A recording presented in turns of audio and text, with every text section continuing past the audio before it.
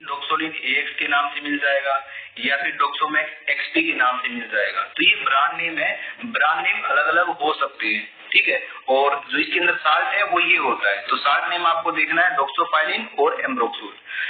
जो इसके अंदर डोक्सोफाइलिन होता है ना, वो होता है 400 मिलीग्राम और जो एम्ब्रोक्सोल होता है वो होता है 30 मिलीग्राम। तो मैं आपको यहाँ पे दिखा भी देता हूँ, यहाँ पे लिखा हुआ है, ध्यान से पढ़िएगा।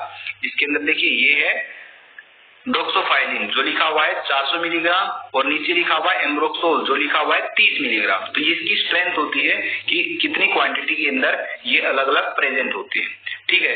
इसके अंदर जो डोक्सोफाइलिन होता है वो एक ब्रोंकियोडाइलेटर होता है। ब्रोंकियोडाइलेटर का मतलब होता है जो ब्रोंकाई को डायलेट कर देगा। ब्रोंकाई यानी कि सांस की नली, डायलेट यानी कि डायमीटर को जो इंक्रीज कर देगा। कहने का मतलब ये है डोक्सोफाइलिन सांस की नली को खोलने का काम करता है, ठीक है। तो इसके अंदर जो ये डोक्सोफाइलिन है ये एक ब्रोंकियोडाइलेटर है, ठीक है। दूसरा जो साल्ट प्रेजेंट है वो है एम्ब्रोक्सोल। तो एम्ब्रोक्सोल क्या करता है, ये एक म्यूकोलाइटिक एजेंट है। म्यूकोलाइटिक का मतलब है जो म्यूकस को ब्रेक करके पतला कर देगा, ठीक है। अब इसका क्या मतलब है, यानी कि जो कफ होता है ना, अगर किसी की छाती में कफ जमा हुआ है तो एम्ब्रोक्सोल क्या करता है, उस कफ को ब्रेक करके पतला कर देगा ताकि वो कफ आसानी से बाहर निकल आए, ठीक है। तो दोनों का काम आई होप आपको समझ में आ गया होगा कि डोक्सोफाइलिन और एम्ब्रोक्सोल का क्या काम होता है, ठीक है। अब इसका यूज क्या है, आप इसका यूज भी समझ गए होंगे।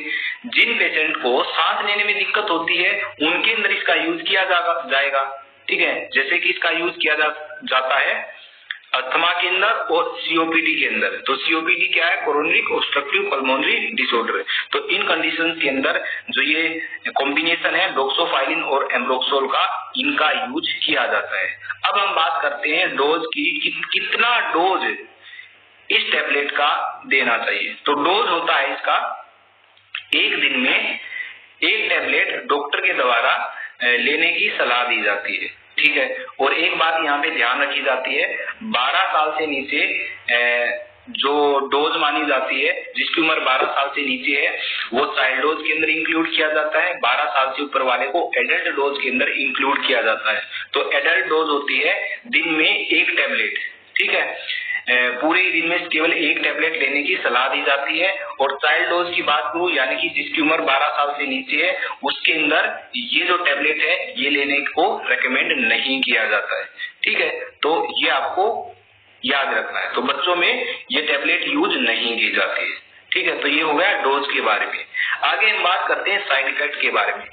इस टैबलेट को लेने के बाद जो ये एम्ब्रोक्सोल और डोक्सोफाइलिन का कॉम्बिनेशन है, ये जो टैबलेट है, इसको लेने के बाद क्या क्या साइड इफेक्ट देखने को मिल सकते हैं। जैसे नोजिया देखने को मिल सकता है, वोमिटिंग यानी उल्टी आना, स्टमक पेन यानी कि पेट के अंदर दर्द, हेडेक यानी कि सिर के अंदर दर्द, इरिटेशन हो सकता है, इंसोम्निया, इंसोम्निया का मतलब है नींद ना आना यानी कि डिफिकल्टी इन ब्रीथिंग, ये देखने को मिल सकता है।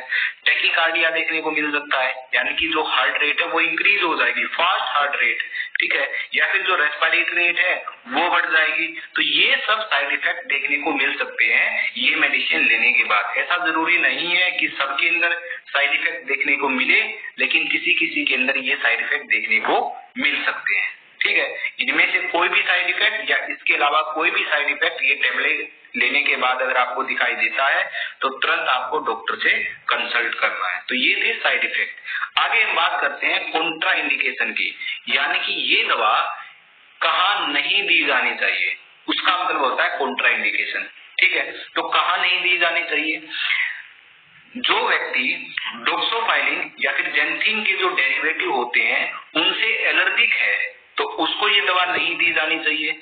या फिर कोई एक्यूट मायोकार्डियल इन्फेक्शन का पेशेंट है, किसी व्यक्ति को एक्यूट मायोकार्डियल इन्फेक्शन है। अब ये क्या है, ये एक हार्ट डिजीज होती है। अगर किसी को ये दिल की बीमारी है तो उसको भी ये दवा नहीं दी जाती है, टोटली कॉन्ट्राइंडिकेटेड होती है।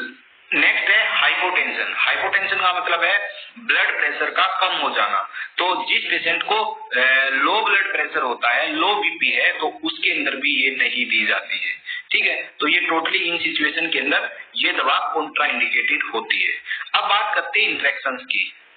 इंट्रैक्शन का मतलब क्या है, यानी कि जो ये कॉम्बिनेशन है डोक्सोफाइलिन और एम्ब्रोक्सोल, ये किन दवाओं के साथ नहीं लेना चाहिए, है ना, वो है जैसे एंटीबायोटिक के साथ आप लोगे तो ये दवा इंटरेक्ट कर जाएगी। इंटरेक्ट का मतलब क्या है, कुछ ना कुछ या तो एब्जॉर्प्शन इसका इंक्रीज कर देगी या फिर प्लाज्मा कंसंट्रेशन को बढ़ा देगी, तो ये होता है इंटरेक्शन का मतलब, ठीक है। तो इन दवाओं के साथ ये नहीं लेनी चाहिए, जैसे कि एंटीबायोटिक के साथ नहीं लेनी चाहिए। एंटीबायोटिक जैसे erythromycin, lincomycin, clindamycin, ciprofloxacin. Next है एलोपिरिनोल्स। एलोपिरिनोल एक दवा है जो कि गाउट को ठीक करने के लिए यूज की जाती है, तो इस दवा के साथ भी ये दवा नहीं लेनी चाहिए। तो एलोपिरिनोल के साथ भी इंटरेक्ट करती है ये दवा, ठीक है। नेक्स्ट है सिमेटिडीन। सिमेटिडीन का यूज किया जाता है अल्सर और इंडाइजेशन को ठीक करने के लिए, तो इसके साथ भी इसका इंटरेक्शन देखने को मिलता है। प्रोपेनोल ये हाई बीपी को ठीक करने के लिए यूज की जाती है, तो इस दवा के साथ भी इंटरेक्शन देखने को मिलता है। इन्फ्लुएंजा की जो वैक्सीन होती है जो फ्लू इन्फेक्शन से बचाती है, तो इसके साथ भी इंटरेक्शन देखने को मिला है। फिनेंटोइन जो कि मिर्गी के जो दौरा होता है, एपिलेप्सी होता है जो, उसको ठीक करने के लिए यूज की जाती है, तो इस दवा के साथ भी ये दवा इंटरेक्ट करती है। तो डोक्सोफाइलिन और एम्ब्रोक्सोल टैबलेट का जो कॉम्बिनेशन है वो इन सब दवाओं के साथ इंटरेक्ट करता है, ठीक है। जो ये दवा है ना, इन सब के साथ इंटरेक्ट करता है, तो अपने आप से कभी भी जो ये टैबलेट है डोक्सोफाइलिन और एम्ब्रोक्सोल की, ये इनके साथ नहीं ली जानी चाहिए, ठीक है। तो ये था इसका इंटरेक्शन जो आपको पता होना चाहिए, ठीक है। तो ये थी आज की हमारी वीडियो जिसके अंदर मैंने आपको बताया डोक्सोफाइलिन और एम्ब्रोक्सोल टैबलेट के कॉम्बिनेशन के बारे में। आई होप आपको सबको समझ में आया होगा। आज की वीडियो में इतना ही, तो मिलते हैं नेक्स्ट वीडियो के अंदर।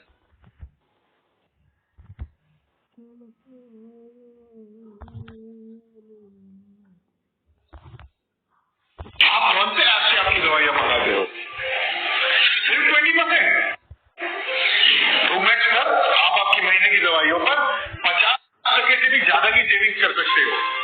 डरिएगा नहीं, ट्रूमैक्स की दवाइयां 100% जेन्युइन